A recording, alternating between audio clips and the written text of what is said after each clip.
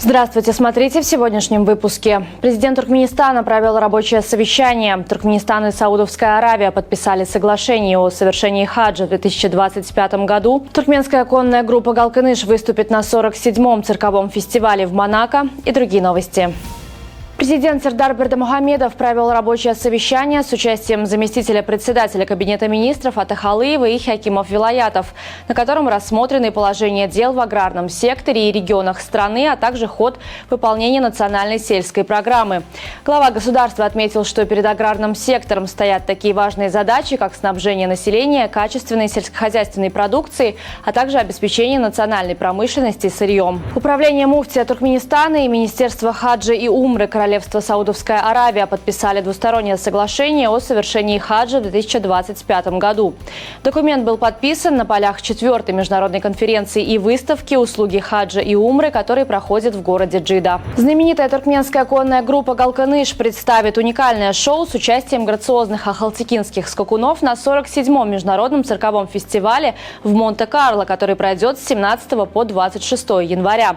Международный цирковой фестиваль в Монте-Карло считается одним из самых престижных событий в мире циркового искусства. В этом году организаторы обещают побить несколько рекордов, представив публике беспрецедентную программу, в которой примут участие лучшие артисты со всего мира. В МИД Туркменистана состоялась встреча заместителя министра иностранных дел Туркменистана Мяхри Бяшимовой с послом Европейского союза в Туркменистане Беатой Пексой. Стороны обменялись мнениями по актуальным вопросам взаимодействия Туркменистана и ЕС в политической, торговой, экономической и культурно-гуманитарной областях. Посол Туркменистана в Казахстане Батыр Реджепов и посол Нидерландов в Астане Николас Якобс Хермерс провели встречу, на которой обсудили перспективы развития двустороннего сотрудничества. В ходе встречи туркменская сторона пригласила Нидерланды принять участие в мероприятиях, посвященных 30-летию нейтралитета Туркменистана в 2025 году. Также было предложено поддержать инициативу Туркменистана по учреждению группы друзей нейтралитета во имя мира и безопасности на площадке ООН.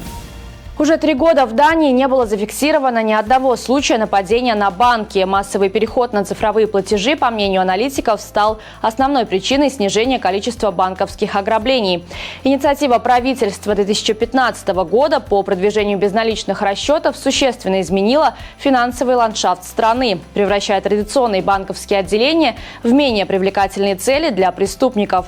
Статистика говорит сама за себя. Если в 2000 году в стране было зарегистрировано 221 ограбление банков, то после 2017 года количество таких преступлений начало стремительно снижаться, достигнув нулевой отметки в 2022 году.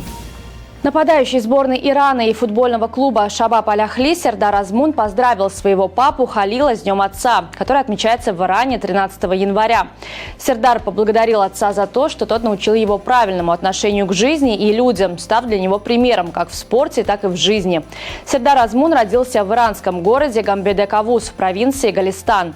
Регион расположен на границе с Туркменистаном, большая часть населения – этнические туркмены, как и семья спортсмена. 36-летний британский боксер Тайсон Фьюри объявил о завершении карьеры после поражения от украинца Александра Усика. В декабре Усик победил Фьюри в поединке единогласным решением судей и сохранил титул чемпиона мира в тяжелом весе по версиям разных боксерских организаций. На сегодня это все. Желаю вам хорошего завершения дня. Увидимся завтра. И не забывайте, что Туркменпортал – ваш самый надежный источник новостей.